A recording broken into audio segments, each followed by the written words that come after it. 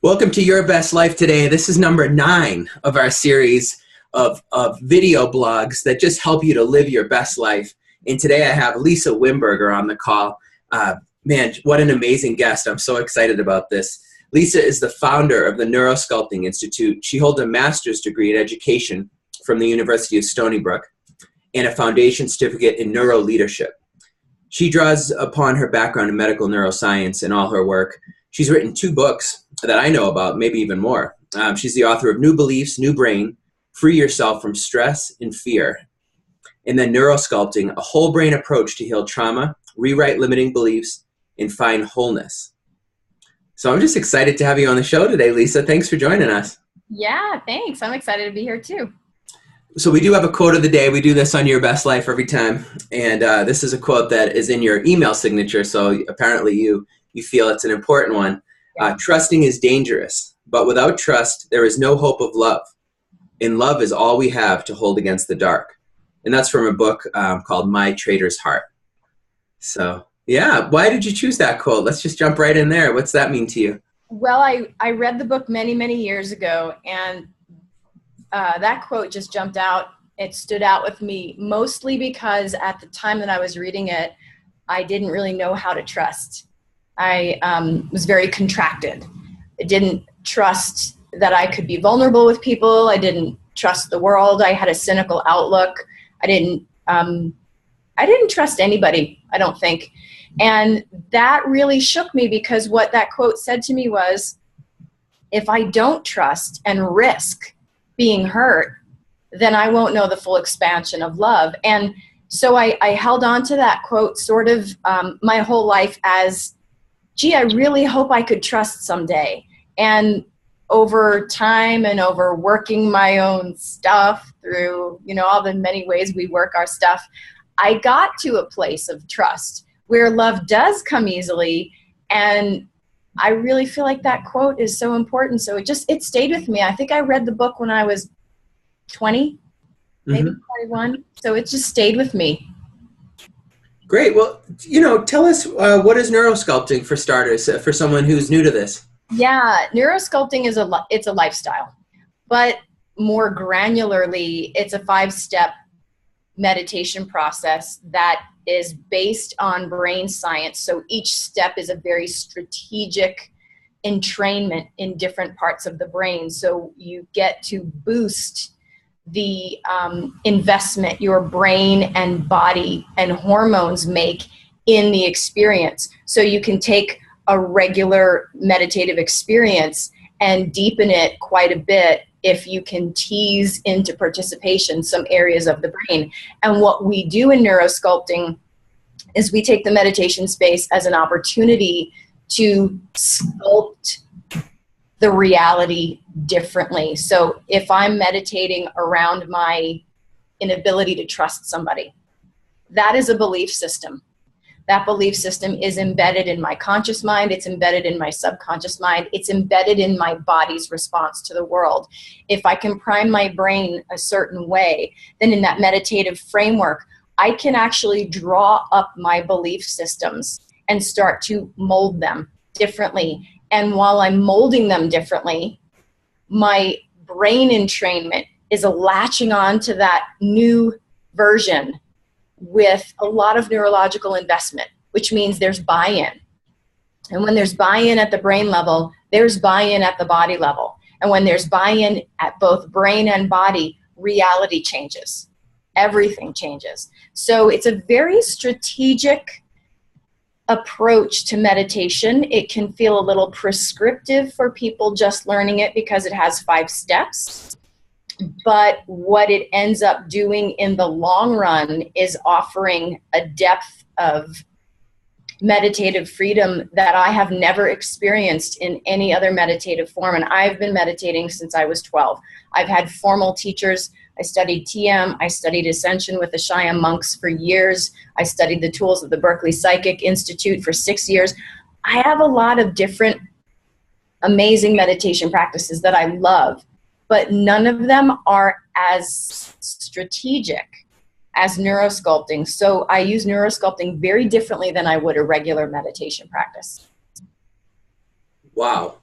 So how does it work with limiting beliefs? Like I think I just heard something the other day. Someone said it's like if you could put what's going on in your mind on a friend or your parents, you wouldn't want to hang out with them. Like the stuff that you say to yourself is so horrible. That's terrible. It's true. We all you think we can change that? Oh, I know we can. I have a decade of students and clients that don't look anything today like they were then because they've changed those beliefs. And me personally, changed my beliefs so much so that things I thought were personality traits aren't. They're choices. They're very subconscious choices, which makes it difficult for us to swallow this pill that we can change them, because sometimes we don't know we are in more control than we actually, we have more control over these stories than we think. So with neurosculpting, we set a safe, primed framework in the brain so that when we unearth these beliefs, they don't shut us down like they would normally. So we unearth them in a very safe environment, and then we start to look at them from different angles. We start to talk about them differently in our inner dialogue. We start to notice what the body's doing when we look at them differently. We start to recognize my body can respond differently if I frame that differently. We start to wire to that new body response based on the new perception. And then we start to embody a new perception through practice. It's very application-based. It involves practice, and it involves knowing how to get your brain safe, knowing how to down-regulate your contracted response physiologically, knowing about the central nervous system and how that plays into our beliefs. It requires a person to understand physiology, which is what we teach. We teach the neurological physiology of what contracting beliefs do to the body. So we go in at the perception level, we go in at the body level, and then we help the emotions resolve. So can you talk a little bit about neuroplasticity? Because I wonder, some people might think that you get the brain you get when you're born, and it you know, you think a certain way, you have certain traits, certain characteristics, certain habits, certain patterns, and that some people believe, or used to believe, that you know, after a certain age that your brain's no longer changeable. It sounds like this work is based on that you can change your brain. Can you talk a little bit about neuroplasticity, if that's the right word? Or? Yes, it is the right word. Fortunately, science over the last 40, 50 years has been diving into the realization that we are neuroplastic. The brain never looks today like it did yesterday or tomorrow or next year, ever.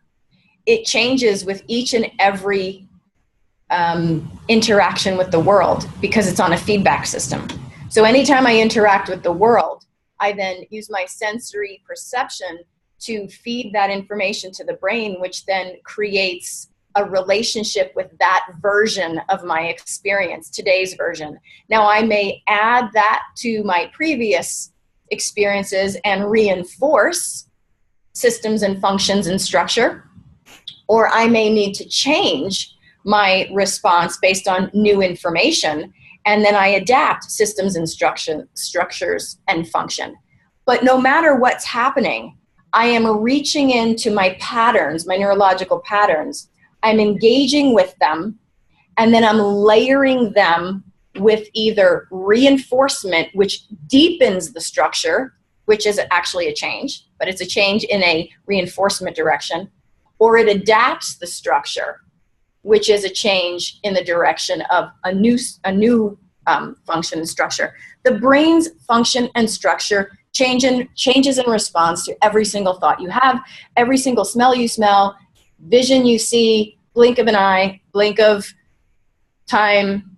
It's constantly changing because it has to adapt and either reinforce an old script that tells me how to behave or create a brand new one that tells me how to behave. Both of those things require change. Reinforcement requires change. It requires me to reference a present experience against a past and deepen it, or strengthen it, or grow that network. Reinforcement is a growth of a neurological network, which is a change in the network. And the creation of a new pattern is the growth of a brand new network, which is a change to what was there before. So we're constantly changing and adapting and reinforcing, and that means we're neuroplastic. That means the brain will never look the same as it did before. And that's kind of the idea of neuroplasticity. Now, when we're not neuroplastic, it's extremely rare to not be able to learn and adapt, reinforce, and change. And there are cases where people can't. And basically that's Alzheimer's. Alzheimer's is the inability to learn, adapt, reinforce, or change. It's the loss of that ability. So what happens is we lose the ability to take moments and hold them and remember them and learn from them and jump from that moment to the next. We lose that ability. That is what Alzheimer's is. It's a lack of adaptability and a lack of learning based on damage to a certain part of the brain called the hippocampus, which we now know is key in our neuroplastic experience. So it's very rare that we're not neuroplastic.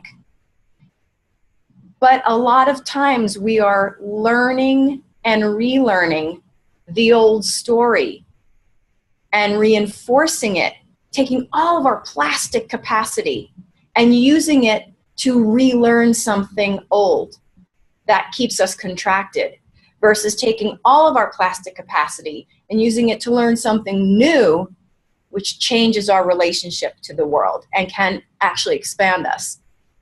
So we are always neuroplastic. We're just neuroplastic on a nice, easy, familiar default, which makes us feel like everything's the same and this is just who we are. And there's a great book by Dr. Jill Bolte Taylor. She is a neuroanatomist from Harvard. And she has a TED Talk. She was the woman who suffered a major stroke on the left side of her brain, which pretty much wiped out a lot of the left side functioning. So for 8 years, she had to bring her left side back online. Mm-hmm. And in a very right brain experience of the world, there's little concrete data and experience you can hold on to. Everything is very symbolic and amorphous and not definable. Right brain experience of the world is very difficult to navigate because you can't latch on to that which you know. You can't say that's a chair and know it's a chair, because without your left hemisphere, you can't label that. You can't know what that label means. So she was in a soup of existence for the early part of her recovery. And what she discovered in her book, she talks about this, when her left brain came back online, personality traits became available to her again. Things she thought, well, this is just who I am. I'm just a negative person. I'm just a person who prefers pasta over meat or whatever. Personality traits that she felt a long time ago were just who she was, came back online and became choices. And she said no to some of them, and they went away. So things we think we're born with are actually patterns we create and reinforce and store at such a subconscious level that we say, well, that's just who I am. And that is actually not true. That's who we are when we don't have enough intention or strategy to go into those subtle layers and change them. Then that's who we are. But if we have the strategy and the strength to go into those subtle layers, as Jill Bolte Taylor did, because she had to, then everything about us becomes choice-based and malleable. And that is amazing power. That is absolute power. And we all have that. Fantastic. So Your Best Life, this show's all about just actionable things that you can do in everyday life to start to just thrive and feel great and eliminate a lot of the stuff that gets in your way. And a lot of people that listen are yogis, mm-hmm. And have a practice. So I know a lot of yoga teachers that will share that you are enough. That's a big message. So I imagine a lot of people that listen to this show may feel like they're not enough. Yeah. Maybe some people struggle with stress or anxiety around work.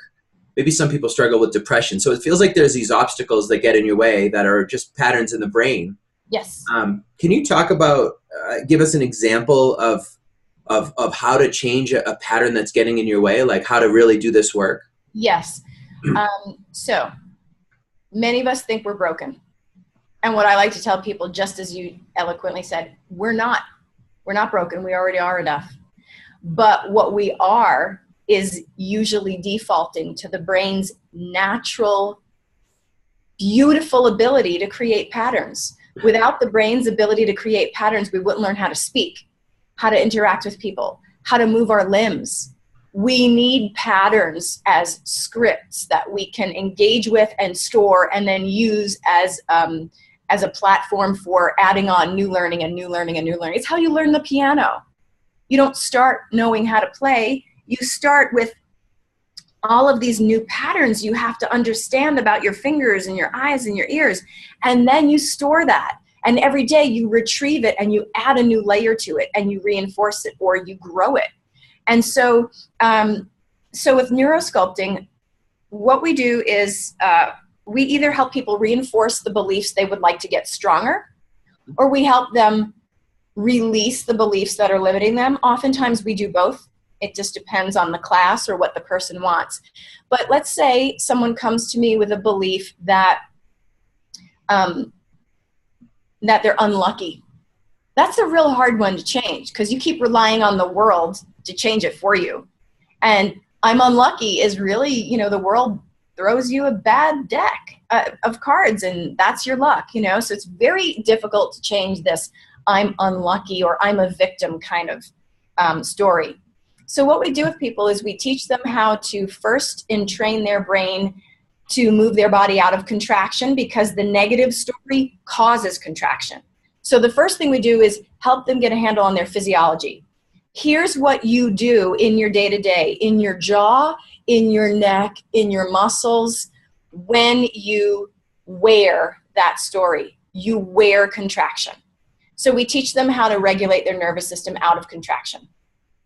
We teach them how to look at this strange, vague, ambiguous statement like, I'm unlucky or I'm a victim, and to start perceiving it as an object rather than the person's personality. So we take it and we sort of roll it into symbology. We have them take all of this, the emotions, the words, the ideas that go with I'm unlucky, and symbolize it.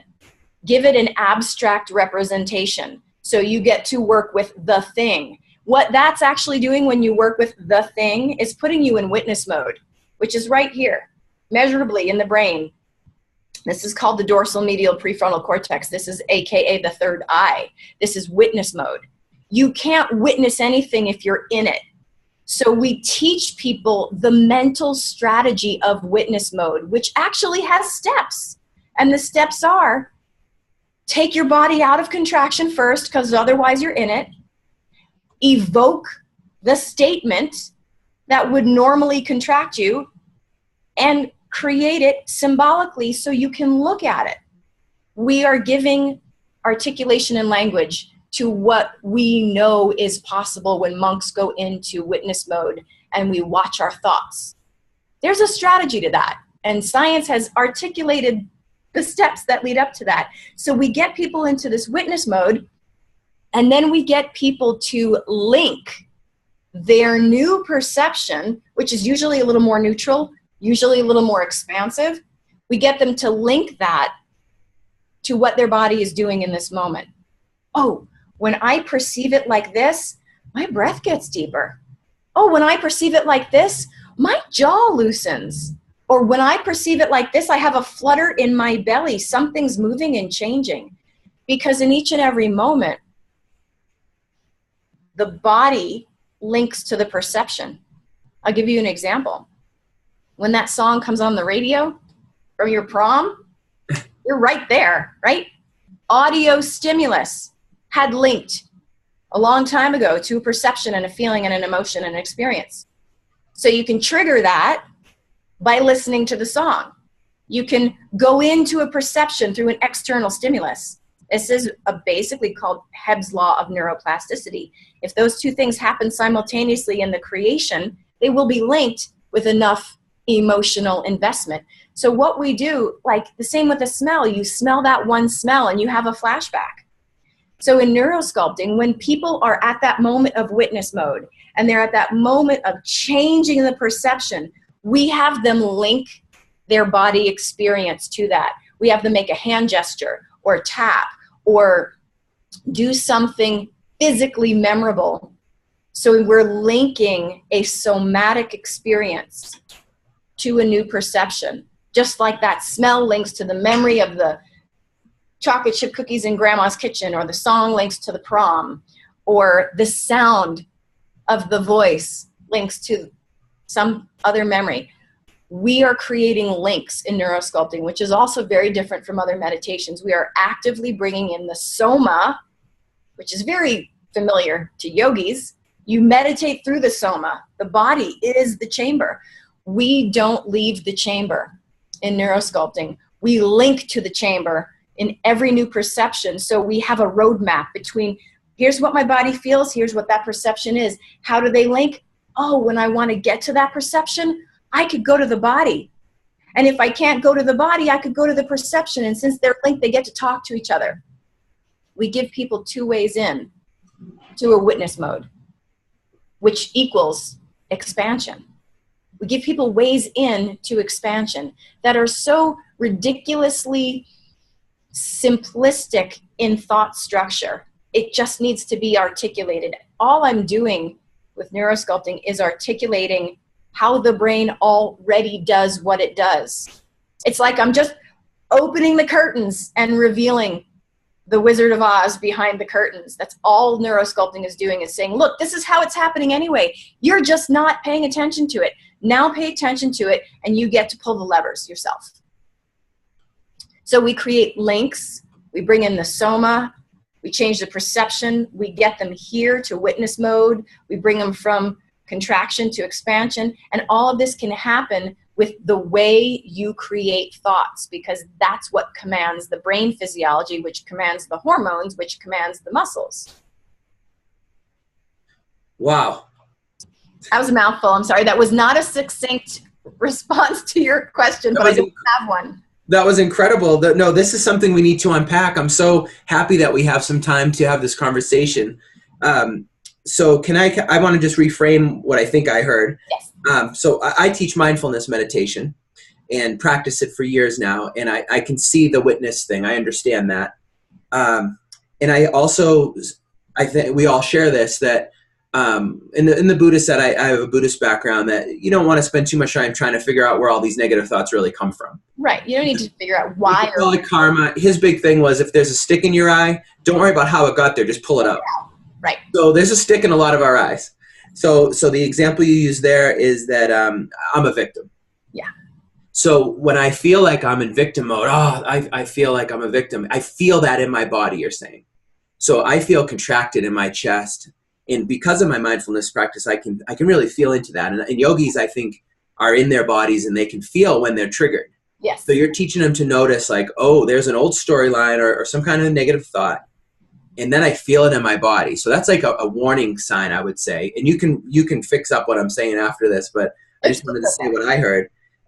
So then, I'm in trouble here. I'm kind of caught.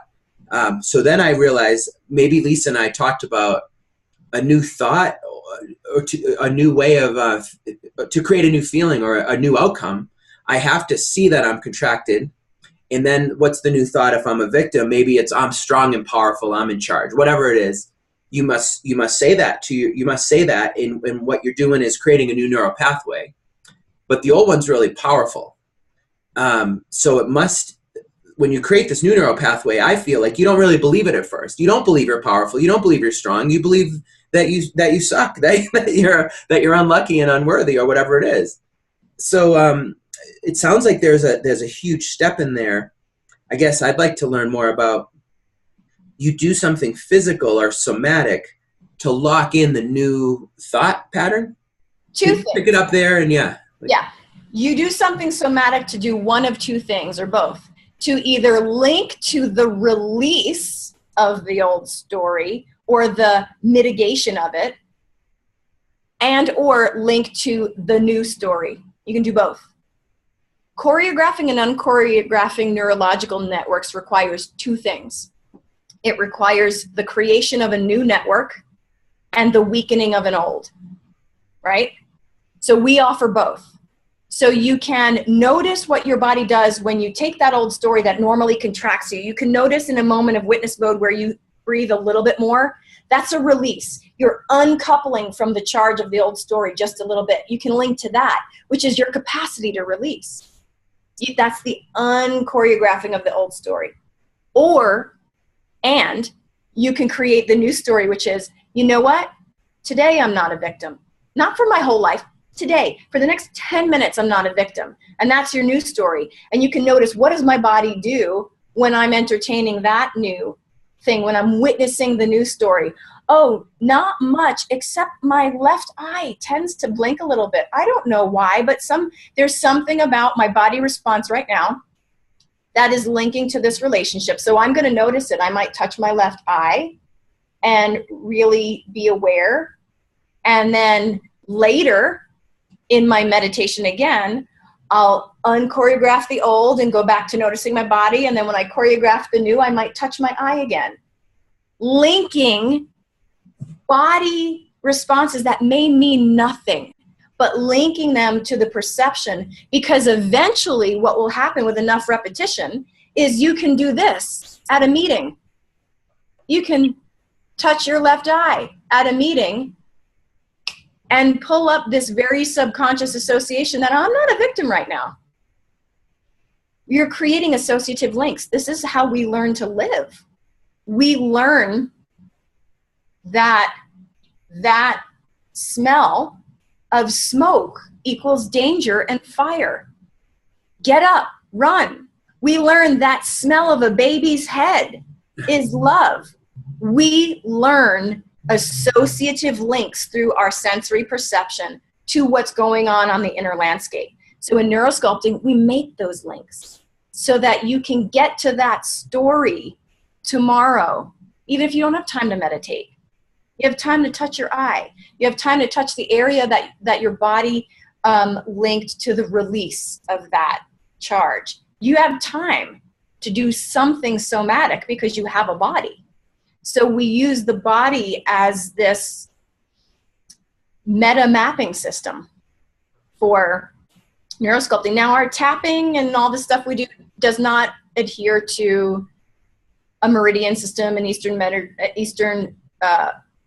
energy medicine system. It doesn't adhere to EFT. It doesn't adhere to why are you tapping here. It's not that. It's you're tapping where your body is currently drawing your awareness during a moment where you have a new perception, so that you can link those, so that you can go back to that in your day-to-day. So it doesn't have a higher meaning to where we're tapping. And some people ask me, oh, is this EFT or is this the meridian? I don't know. It's just whatever your awareness is going to, because you're going to link whatever your awareness is drawn into to that experience. If a siren drives by at the key point in your meditation, you may link that siren sound to that perception. So it's a little more random than having a system to it, but it's really it's relevant to you in the moment, which is the most important part. Wow. So tell me this, a lot of people listening, everyone can relate to this. It's hard to stay on a diet. It's hard to go to yoga every day. I shouldn't say it's hard. I'm reinforcing a belief I have, but that's been my experience with a lot of my students and myself is I commit to meditate an hour a day and does it really happen? Yeah. So this is important work. What container do you put this in so that your students or client, I don't know what clients, students? Both, yeah. What helps them to really do this work? Because it takes some energy to change a neural pathway, I think. It does. So what is helpful is that because the 5 steps create the most neuroplastic engagement at the brain level at each step, it's designed that way, we're putting your meditation on steroids, basically. So you could go to the gym exhausted, malnourished, and your workout is like you're a salmon swimming upstream. Or you could go to the gym well rested and having just had an amazing protein breakfast that's going to build muscles. You can go to the gym two ways. One's going to maximize your workout, and one's going to work against your workout. You can meditate two ways. One is to work against yourself during the meditation, or one is to use neuroscience to prime the brain into its most neuroplastic, entrainable position. And so the first few steps of neurosculpting entrain the brain into that high neuroplastic position so that the experience is richer and more memorable. And we do 15, 20-minute meditations. We don't ask people to meditate for very long. And then we create all these links so that maybe the next 5 days you don't have time to meditate because you live in the world, right? But you have time to touch your eye if that's what you did during the meditation. If this is what you did during that key moment of release in the meditation, you have time to do this tomorrow, right? You have time to do this 50 times tomorrow. So you have time to do small little subconscious exercises all day long until you get to the next time where you can meditate and go in real deep and rich. So reinforcement doesn't stop between meditations. Reinforcement continues on very subtle levels. And that's what is so application-based about neurosculpting, is that people do it anywhere at any time. The more you do the bigger meditations, the more this means something really profound to your subconscious. So you do this once, you're gonna have to do that meditation a bunch. You do that meditation 5 times, suddenly this is your meditation.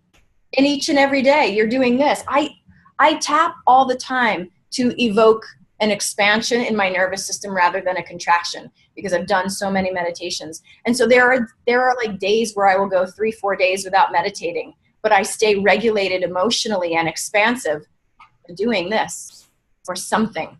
So give me a practice. So I've been working on a mantra. So I have some anxiety sometimes, and in my car, one of my teachers said, just repeat the mantra. I'm peaceful and at ease. I'm peaceful and at ease as I'm driving.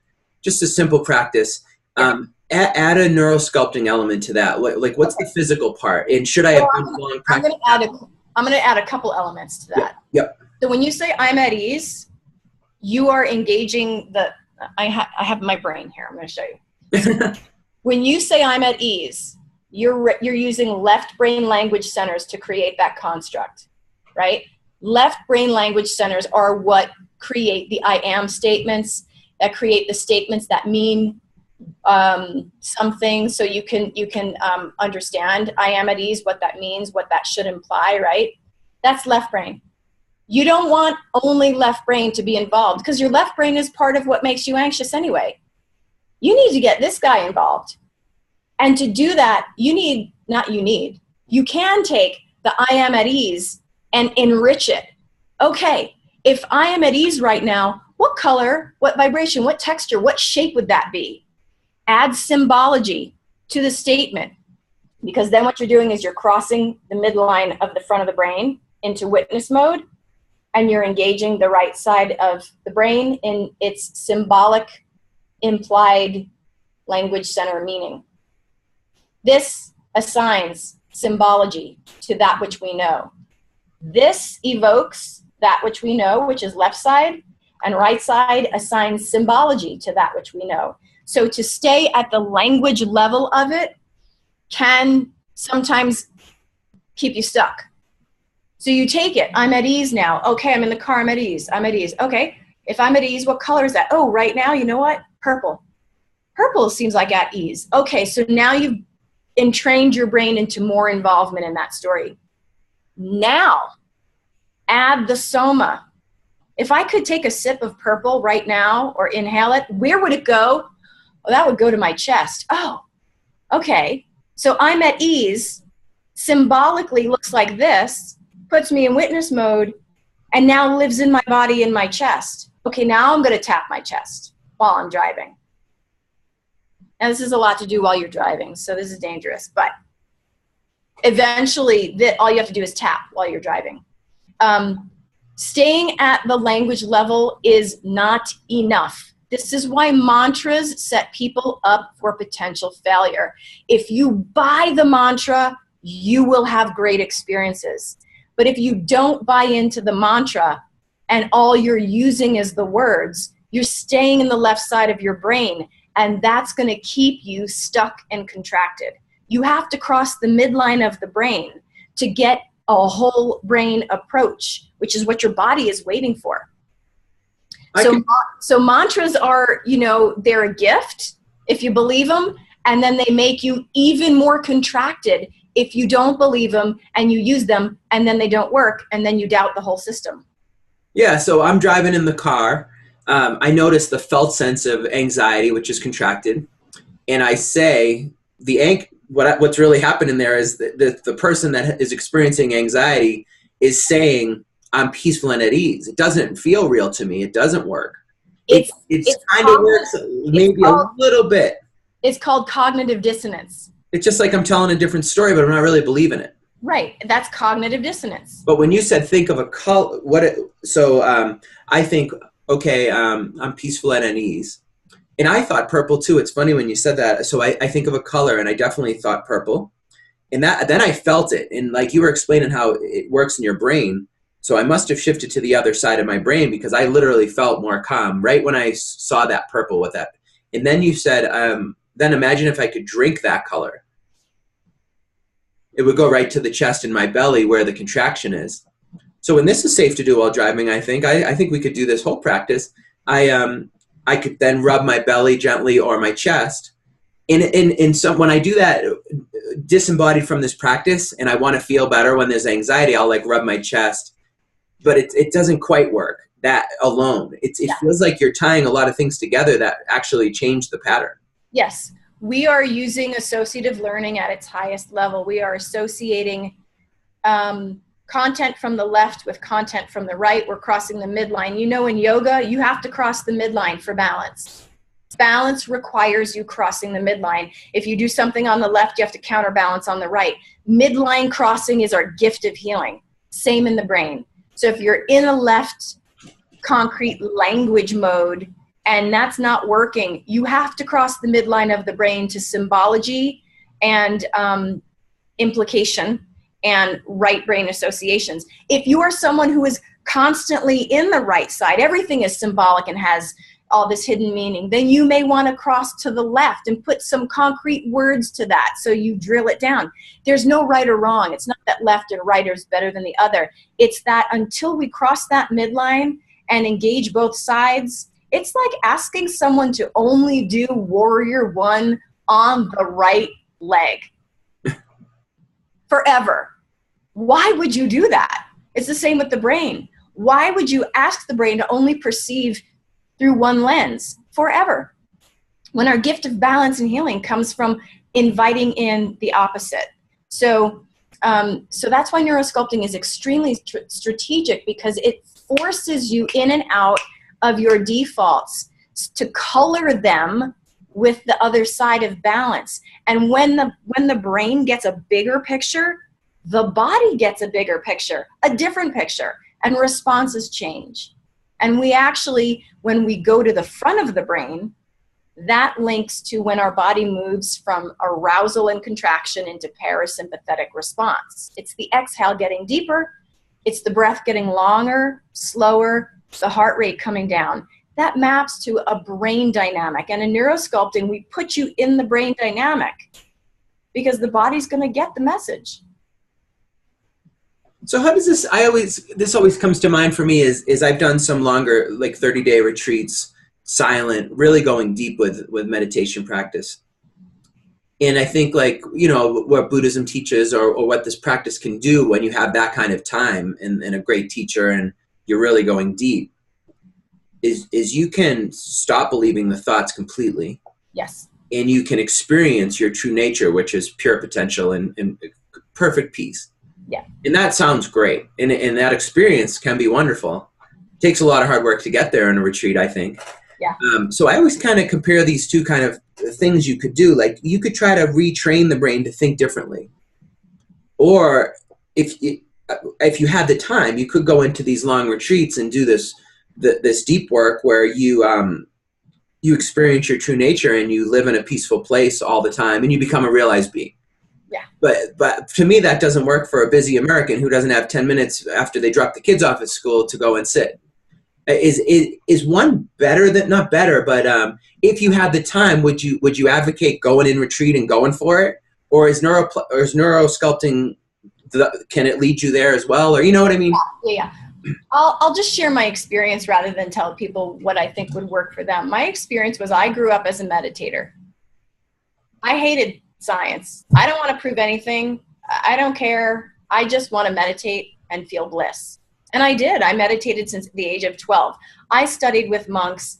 I went on retreats. I found amazing experiences I can't even articulate through meditation, through silent meditation.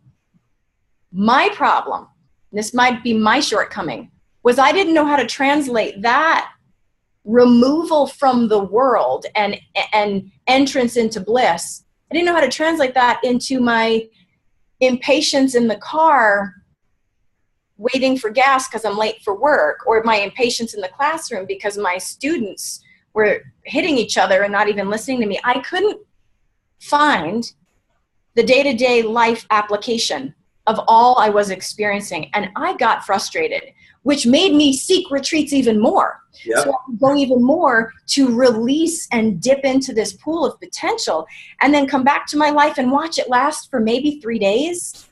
And then all of a sudden I'm back to who I was. So neurosculpting for me became the necessary marriage of science and meditation, because science was giving me clues how to get to those states while my life was still happening, during my life happening, versus leaving my life to go do it over here. And neurosculpting is the bridge. It's the bridge between these amazing experiences and your day-to-day crazy world. It's the bridge that says, here's how you take this and pull it into here. So it's kind of, for me, it has replaced much of the meditations I used to do, not entirely. I still once in a while will go into TM meditations and not have any thoughts and just really kind of float. But when I want to change who I am in my day-to-day world, I go to neurosculpting because it's so fast and strategic and reinforceable and retrievable and repeatable, all the things necessary for those things to become real to the body. That it's kind of how I think now. I don't even just go to meditation to do it. I just think this way. When I'm hearing someone talk to me, if I'm getting triggered by their words are getting a shape, a color, a texture. I'm finding them in my body. I'm exhaling them out of my exhale. I'm inhaling something different with a shape, a color, and words on my inhale. I'm doing this in real time with my experiences so that I can keep my body in present time in expansion if contraction is not necessary. So it becomes the way you think, because it already is the way we think. It's just an articulation of how we've thought and learned all the time. It sounds like we're turning the mind into an ally, because without any training or without any mindfulness, I feel like the thoughts own you. And these are unconscious thoughts, and then the thoughts turn to speech, turn to action, turn to the felt sense in the body, it turns into your life. Yes. You can live an unconscious life, or you can start to use these tools to create your own life, how you want it to appear. Absolutely. And I want to share, how much time do we have left? Because I want to share a brief story. Yeah, we have about 10 minutes. Okay. I want to share the story of Heather, and I want to encourage all of you who are watching this to go to my YouTube channel and watch the 3 videos on Heather. They're called, Can Neurosculpting Change Our Neurobiology? Heather came to me, some of you in the community may know her. She was thrown from a horse when she was 20. She's now about 32, and she became a quadriplegic. So when she came to me a few years ago, she's in a wheelchair, and from here down, very little volitional control of movement. Although Heather is an extreme anomaly in that over 10 years of alternative therapy, she did get use of her arms back. She goes to therapy every day. They, you know, put her in the pool, they move her legs and all of this stuff. She came to me 2-3 years ago, hands paralyzed like this, and can't move her legs. And she has a lot of stress around running her day-to-day life. So we worked on stress. And after talking with her, and I asked her to share her story with me, which was she got thrown from the horse. And after knowing enough about anatomy, I'm putting all the pieces together and I'm saying, your injury should not impact your hands because you got your arms back. And I know where all this happens in the spinal column. If you have arms, you should have hands. If you have lungs, you should have hands. If you have lungs, you should have intestines. These are all areas of control. So something was wrong with the fact that her hands were still paralyzed. And I thought maybe she has a story. Maybe she has a belief, right? So I said, let's do something different. And I put her into a neurosculpting meditation, got her brain all primed. And in the middle of the meditation, I asked her to bring up the story of her being thrown from the horse. And I asked her the question, what was the last thing you did before you got thrown from the horse? And she said, I gripped the reins. And I said, oh, could that look like this? And she said, yeah. And I said, okay. So in the story, I had her add a piece to the story, which was, I'm allowed to let go of the reins. So in the story we were sculpting, she gave herself permission to let go. She didn't let go because that's not what happened. She gave herself permission to let go in the story. And then I had her go to her motor maps in her mind, which are here and here. And I had her go to the area of the brain mentally where hands are controlled. Normally, hands have 5 different maps for each finger. One map for each finger. They're individual maps. They're near each other, but they're not connected, so you can move these independently. And I asked her, I said, over time, if you've had your hand like this for 10 years, what do you think happened to those 5 fingers on the map? She said they probably became one map. Oh, so now you have a paw in here. You have a story that says I'm still holding on, and you have a paw in your motor map. So let's let go of the reins, and let's draw 5 fingers in your motor map. And let's look at them. Let's label them with words. Let's label them with colors and textures. Let's have that felt sense go from the brain down the neck and into your fingers. And after the first meditation we did with this, she did this 3 times. It's on video. It's on YouTube. And I've tracked our progress ever since. So there's 3 videos. She now has hands open about 70%. She has the pinch motion. She can turn bottle caps. She can hold her phone. She had a story that she thought was who she was. She thought she was a quadriplegic because the medical world said so, and because she really was thrown from a horse and she really did crush her spine. And some of this is really hard wiring. But she had enough of the hard wiring still there that if we changed enough of the story, her body would know something different.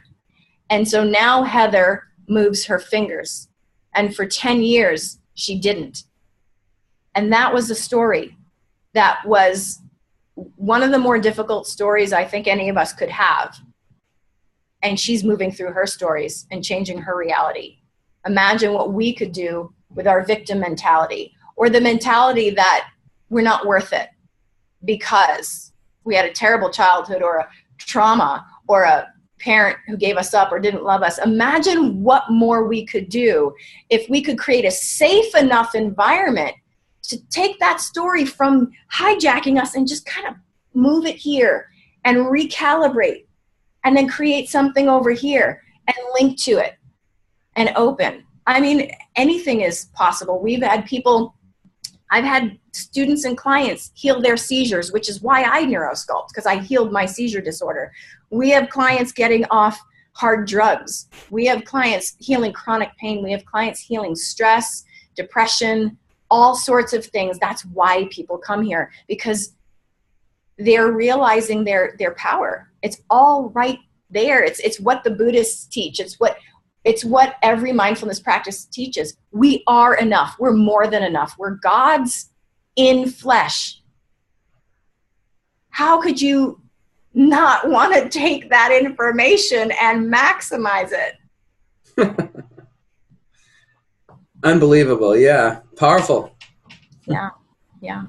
So tell me about, so it seems like we have a few choices, someone watching this show right now is struggling with some major stuff, like you said, drug addiction or stuff that's even manifesting physically, illnesses or depression, anxiety on a scale of 1 to 10. Who knows where they're at? But everyone wants to fix those things and move past them. So in our culture, it feels like you can go to the doctor and get on Lexapro or some kind of head med. You can go to a psychiatrist and do talk therapy, and whatever that process is. And now there's this option as well. So how do you, how do you advocate? What would you, obviously Yeah. you're a Yeah. neurosculptor, so you would say do neurosculpting, Yeah. but No, actually, though, how do they compare?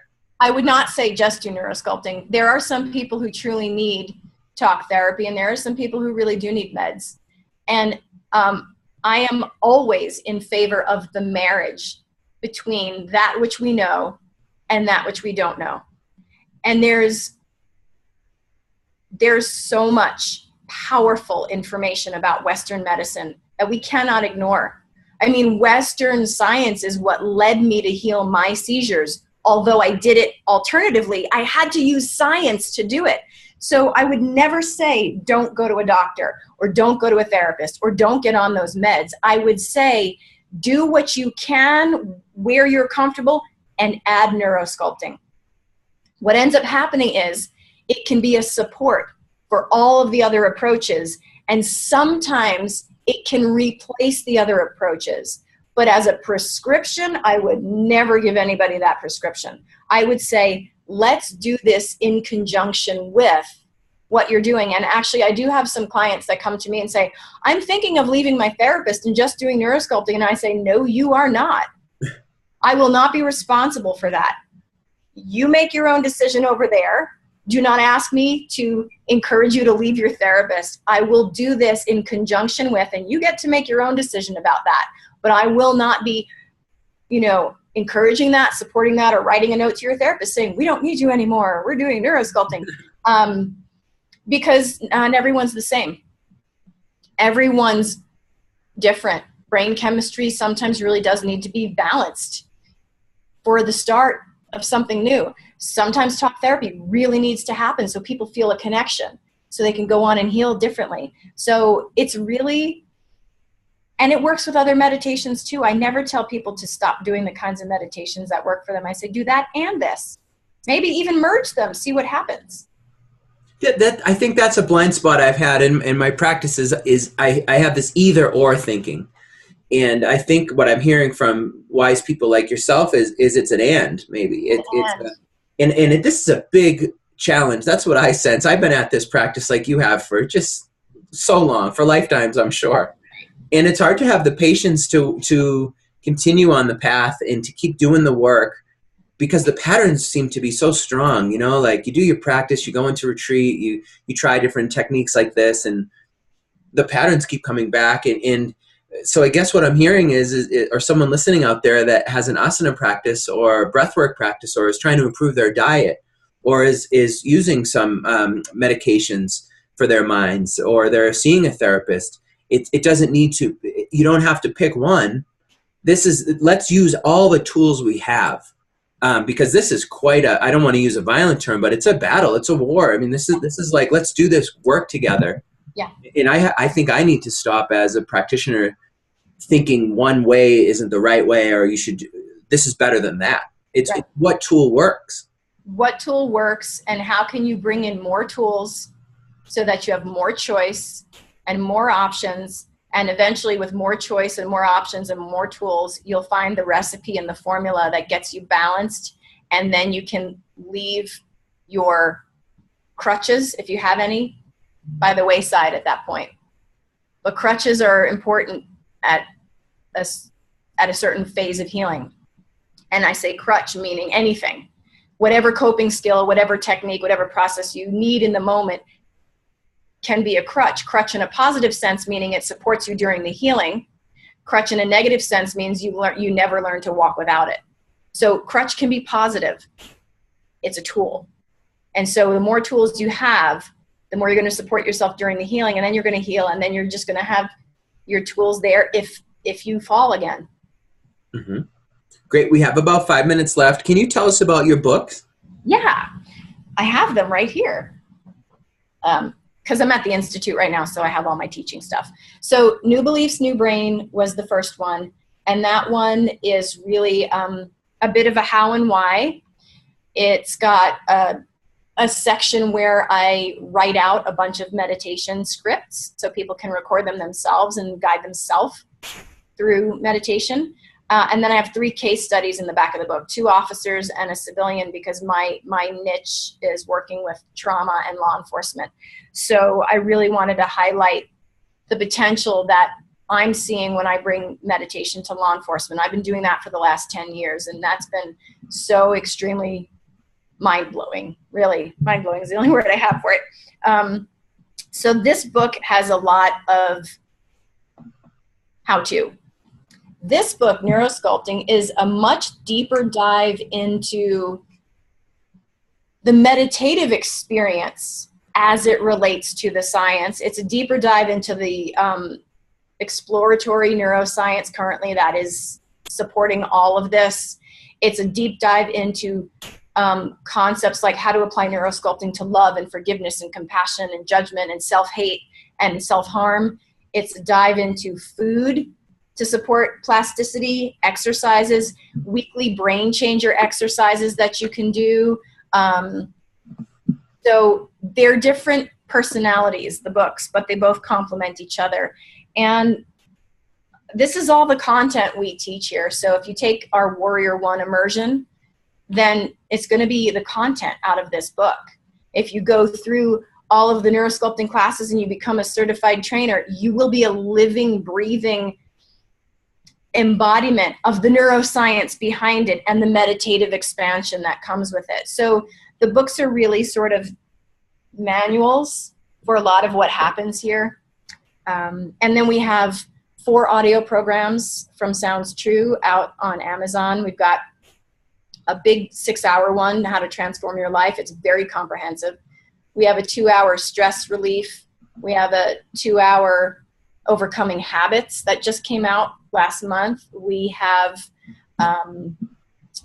one coming out in a few months on anxiety, how to overcome anxiety. And then on our website in the learning store, we've got full audio download classes. You can take classes on your computer, in your headphones.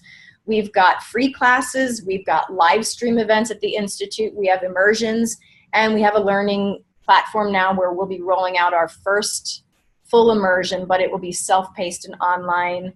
So you'll get handouts and videos and tests and quizzes and the content that you can do in an on-demand platform. We even have neurosculpting yoga on-demand videos.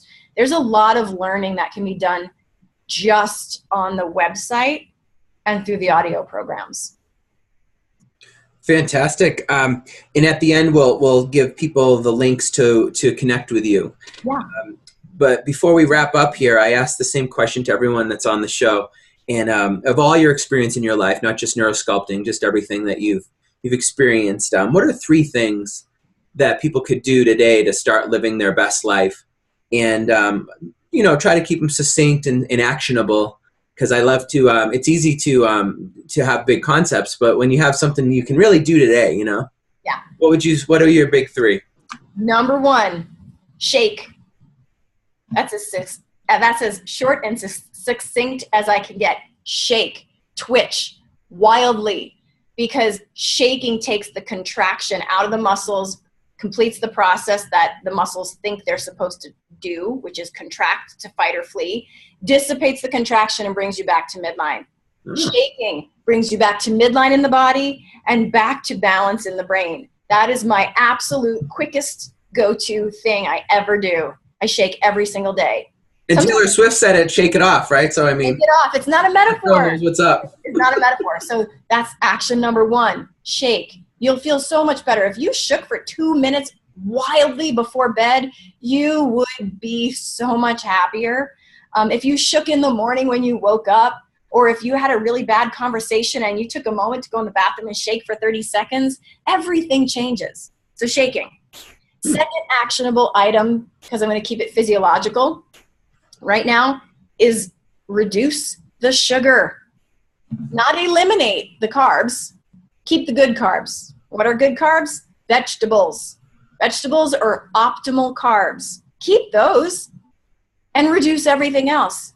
Because unless you have a balance of carbs, fats, and proteins, you are starving your brain, because your brain needs those three things. If you're on a low protein diet, good luck with emotional regulation. If you're on a high carb diet, good luck with emotional regulation. If you're on a low fat diet, good luck with emotional regulation. It doesn't work because the brain doesn't work. The brain needs fats, carbs, and proteins in a balance that's right for your lifestyle, but probably a better balance than you're currently engaging in. Okay, shaking, food, and third, meditate, meditate, meditate. Find a practice that works for you, whether it's neurosculpting or TM or mindfulness. Find something and meditate, because your brain is your biggest ally. And until you learn how to navigate it, good luck with emotional regulation. So those are my three things. Those are great. Shake, reduce the sugar, meaning you want your balance of healthy fats, carbs, mostly vegetables, and protein in a certain way that work for you personally, and then meditate. Yes. Fantastic. So how can people learn more about Neurosculpting Institute and you, Lisa, personally, and all that? You can go to neurosculptinginstitute.com, and you can be lost forever in the classes and tools and blogs and a free library of hundreds of neuroscience articles. I mean, we've got a lot on that. You can come take an immersion with me. I don't teach a whole lot of the intro stuff anymore, but I am teaching an immersion. The next one is April 16th and 17th, and we have space for that in person and online. It's called Warrior One, and you'll see that on our website. And I believe there might be a link that goes with this video, and if you sign up with that link, you'll get our newsletter, which will keep you posted. And if you use that link, you'll also get our free journal. Here we're putting out a journal, and it's this one addresses meditation approaches to brain injury, depression, and burnout. So it's very informative, and that's how you can stay connected. Fantastic. So I will share that on the webpage about where to learn more about you and how to get that special deal where you can engage with you. Great. So yeah, that was fantastic. Thanks for all your time, Lisa, and thanks for being on Your Best Life today. I appreciate it. Yeah, thanks for doing this great series. I love it. All right. Have a good day. Oh, cool. I just ended the